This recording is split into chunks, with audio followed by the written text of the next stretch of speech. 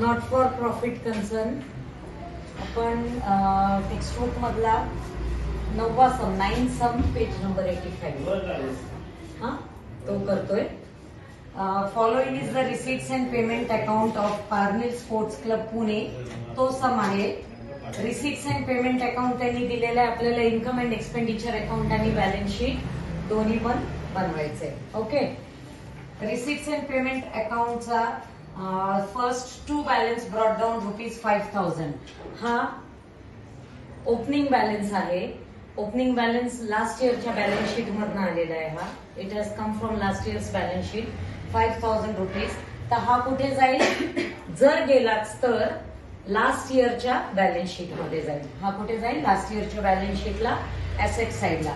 Next is subscription 16, 17, 17, 18 and 18, 19. Current year आपला कुठला आहे? 18, 19 चा करंट इयर आहे. सो करंट इयरची फिगर जी आहे 70,000 ती जाईल आपली कुठे? इन्कमला.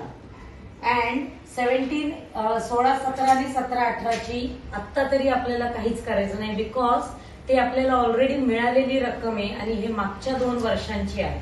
त्यामुळे आपल्याला आता त्याचं पोस्टिंग कुठेच करायचं नाही. Donation, entrance fees, life membership fees आणि टुर्नामेंट रिसीट्स हे चारही पण इन्कमला जाणार. हे 4 जे आयटम्स आहेत, donations, entrance fees, life membership fees, revenue आणि टुर्नामेंट रिसीट्स हे सगळे आपले जाणार इन्कम साइडला.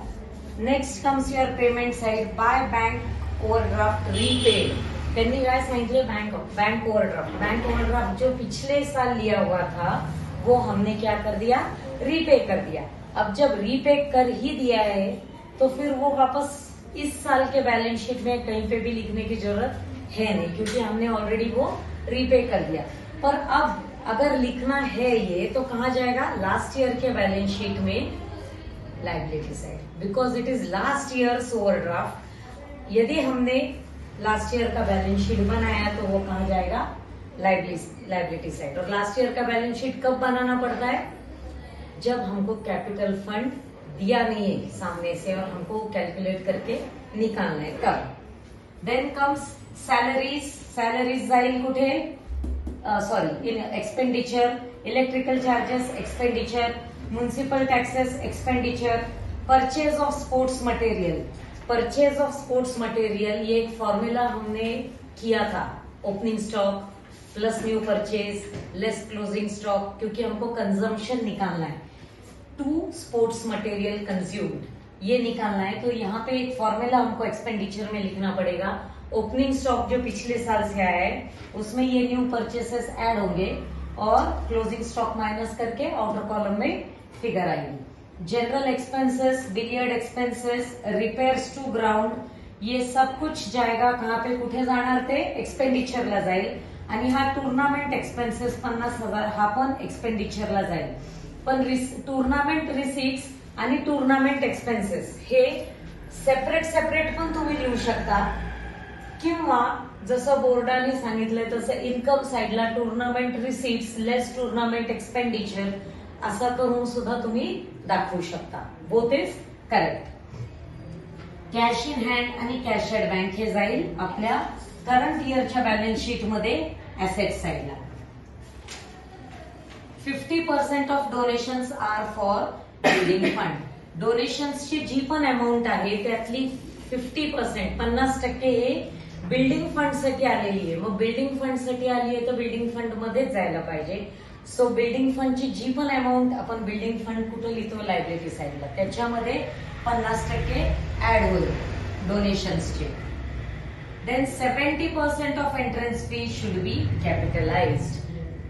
एंट्रेंस फीस जी पण आपल्याला आलेली आहे त्यातली 70% उसमें से 70% हमको क्या करना है? कॅपिटलाइज करना है. आपल्याला कॅपिटलाइज करायचंय म्हणजे कॅपिटल फंड मध्ये ऍड होणार. एंट्रन्स फीज मधनं लेस करायचं आणि कॅपिटल फंड मध्ये ऍड करायचं. Subscription ₹500 for 16, 17 and 1,000 for 17, 18 are still in arrears. Still in arrears म्हणजे येणं बाकी है. अभी हमको अभी मिलना है. म्हणजे किती बाकी आहे? 16, 17 चे ₹500 अँड 17, 18 चे 1,000. So where will it go? ते कुठे जाणार? एसेट साइड ला। ओल्ड बैलेंस शीट नहीं, अभी भी मिलना बाकी है हमको, हम छोड़ने वाले हैं नहीं, हम वसूल करेंगे। अब वसूल करना है तो हमको वो दिखाना पड़ेगा। कहाँ दिखाओगे? एसेट साइड में, आउटस्टैंडिंग सब्सक्रिप्शंस। एसेट में क्यों जाएगा? Outstanding incomes are our assets, इसलिए। Then following are the balances appeared in the books as on 1/4/2018, यानी लास्ट ईयर के बैलेंस शीट की जो फिगर्स आहे वो उन्होंने हमको दिए लास्ट ईयरच्या बैलेंस शीटचे। म्हणजे सगळे जे फिगर्स आहेत, आता हे बिल्डिंग फंड 47,000 इथं पण येईल, इथं पण येईल, म्हणजे दोन्ही बॅलन्स शीट्स मध्ये। बँक ओव्हरड्राफ्ट 32,000, बँक ओव्हरड्राफ्ट 32,000 आपण मगाशी पाहिलं होतं, रीपे केलेलं आहे, पण मागच्या वर्षी होता ना, लास्ट ईयर तो था, इसलिए लास्ट ईयर के बैलेंस शीट में लायबिलिटी को जाएगा, यहाँ पे नहीं आएगा, क्योंकि हमने उसका पेमेंट कर दिया है, अपन त्याचं पेमेंट करून टाकलंय। लँड 1,50,000 दोन्हीकडे एसेट साइडला येईल। स्पोर्ट्स मटेरियल ₹30,000, स्पोर्ट्स मटेरियल मागच्या वर्षीचं एसेट साइडला होतं 30,000। सो लास्ट ईयर का क्लोजिंग स्टॉक है ना, इस साल का ओपनिंग स्टॉक, तो कहाँ जाएगा? यहाँ पे जो फॉर्मूला हमने कंजम्पशन के लिए निकाला था, अपन काढला होता ना, opening stock plus new purchase less closing stock, तिथला हा ओपनिंग स्टॉक आहे। And then outstanding subscription for 16, 17 and 17, 18 are 4,000। Last इयरच्या बॅलन्स शीट मध्ये आपल्याला फिगर्स काय दिसत होती आउटस्टँडिंग दोन्ही वर्षाची?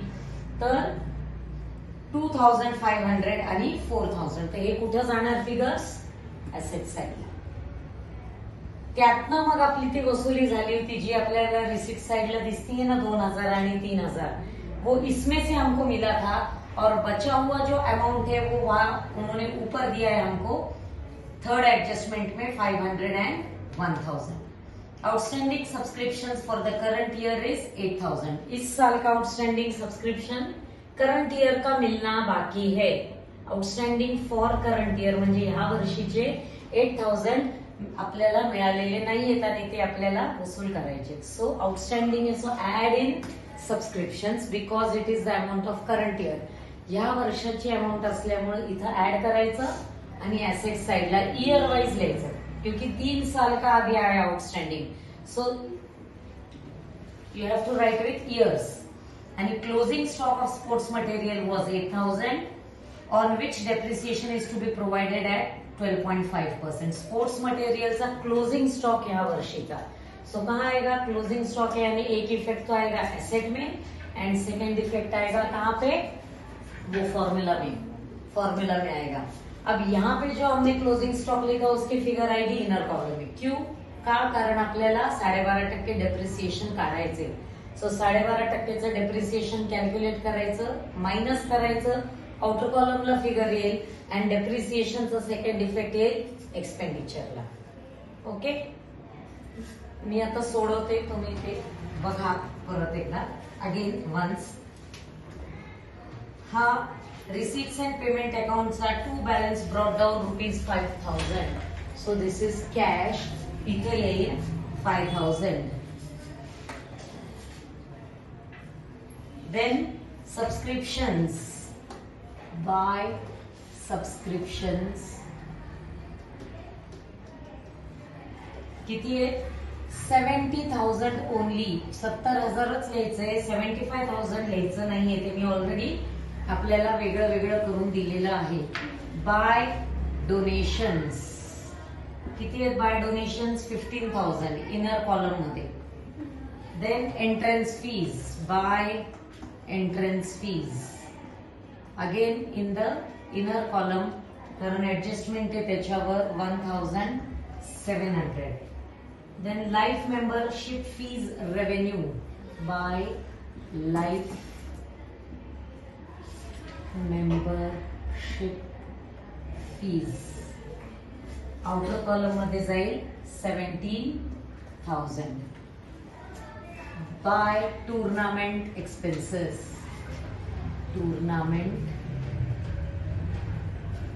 receipts 60,000। then by bank overdraft repaid, तर इथं मी लिहिणार bank overdraft 32,000. By salaries, to salaries एक्सपेन्सेसला 10,000. Then by electrical charges, to electrical charges 4,000. To municipal taxes 2,700. To consumption of sports material,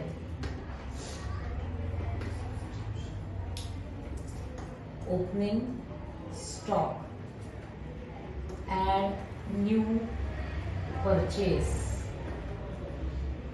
तर हा न्यू परचेज आपला आहे 50,000चा. या ओपनिंग स्टॉकची फिगर येईल नंतर. जी पण फिगर येईल ती आपण टोटल करून इथे घेऊ. लेस क्लोजिंग स्टॉक हा फॉर्म्युला असतो कन्झम्पशन काढायचा, तो लिहून आउटर कॉलमला फिगर येईल. General expenses, to general expenses 500. To billiard expenses 3,000. To repairs to ground, to repairs to ground 500. आणि टुर्नामेंट एक्सपेन्सेस मी असं करणार आहे, less tournament expenses. If you don't want, तुम्ही हा एक्सपेन्सेस इथेही लिहू शकता 50,000. Outer column 10,000. Cash in hand आणि cash at bank, current years balance sheet. Cash in hand, cash at bank 7,000 and 14,000. 7,000 and 14,000. या पद्धतीने आपला रिसिप्ट्स अँड पेमेंट अकाउंट संपला. Then we move on to adjustments. 50% of donations are for building fund. Building fund मधले donations मधले 50% less 50% for building fund 7,500. So outer column 7,500. याचा second effect, कुठंतरी इथं building fund ची अमाऊंट येईल, त्याच्यामध्ये मी add करणार ऍड डोनेशन्स. बिल्डिंग फंडची अमाऊंट येईल तेव्हा मी इथं लिहीन, आता ही 7,500 लिहिला. 70% of entrance fee should be capitalized. Less capitalized 70%. तो किती येतो 1190. 1190. आउटर कॉलमला फिगर 510. 510. हेच 110 तुम्ही इथं कुठंतरी कॅपिटल फंड येईल तुमचा, त्याच्यामध्ये add entrance fees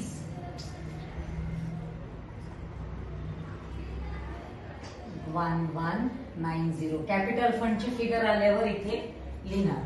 subscriptions ₹500 for 16-17 and 1,000 for 17-18 are still in arrears. So outstanding subscriptions.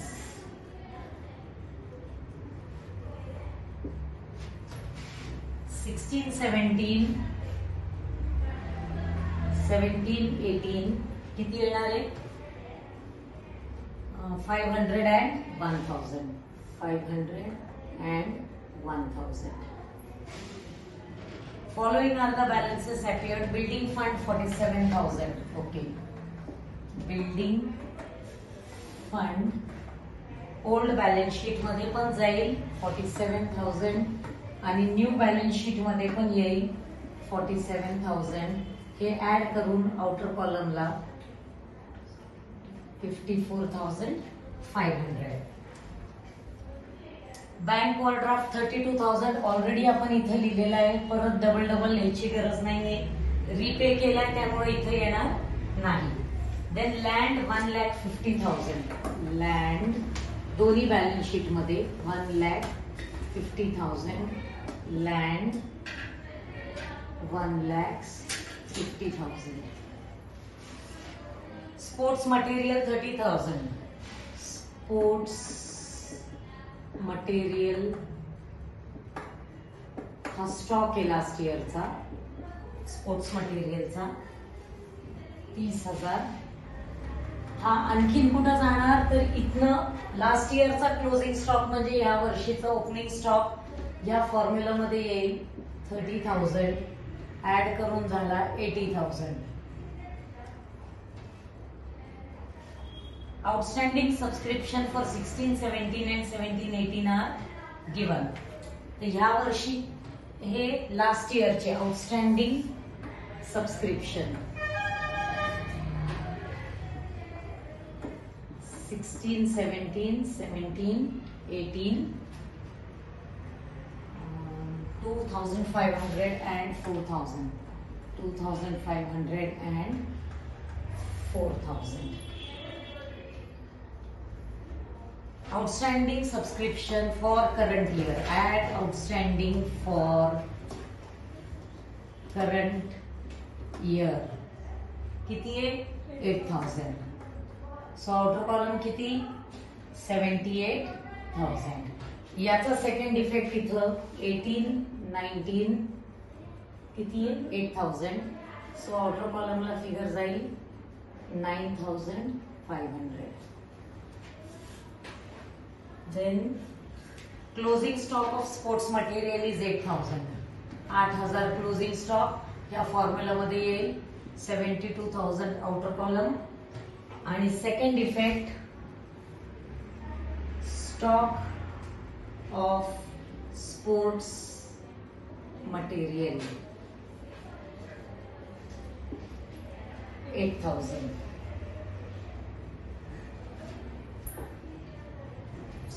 ह्याच्यावर डेप्रिसिएशन सांगितलेले सो थोडस वर लिहिते.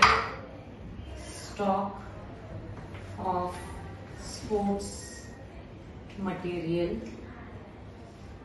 8,000 लेस डेप्रिसिएशन 12.5%. सो किती येईल ते 1,000 आउटर कॉलम 7,000. सेकंड इफेक्ट या डेप्रिसिएशनचा एक्सपेंडिचरला येईल. To depreciation on sports material 1,000. Adjustments तर संपले सगळे. आता काय करायचं कॅपिटल फंड काढायचा. कॅपिटल फंड कसा काढणार ऍसेट्स मायनस लायबिलिटी. इथं टोटल किती आली 191,500. 191,500 यातनं 47,000 आणि 32,000 लेस केल्यावर आपल्याला येईल कॅपिटल फंडची figure which is your balancing figure. Balancing फिगरचा अर्थ मोठ्या टोटल मधनं छोटी टोटल म्हणजे ऍसेट्स मधनं लायबिलिटीज मायनस करणे.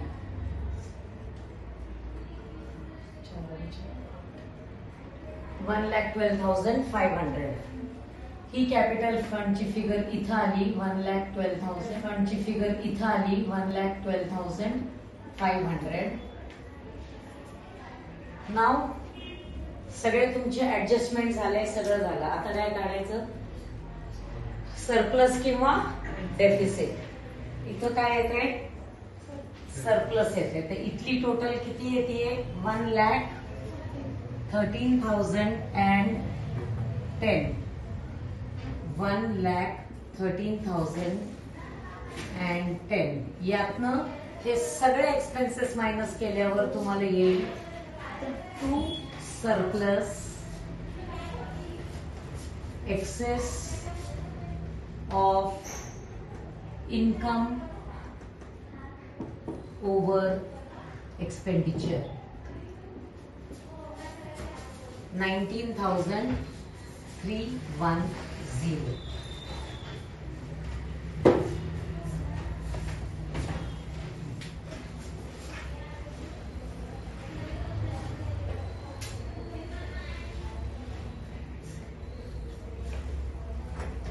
So 19,310 हे इथं ऍड होईल. ऍड सरप्लस 19,310 outer column.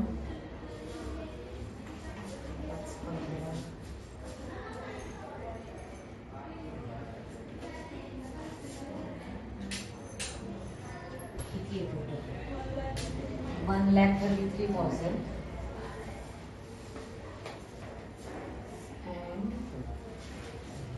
लास्टला तुमची बॅलन्स शीट टॅली होते 187,500. 187,500.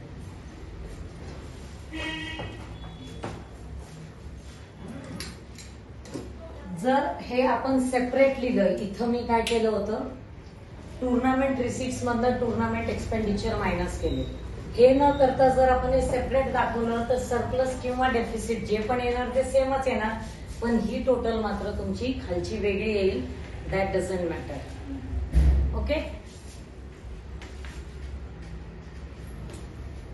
कळलं? That's it.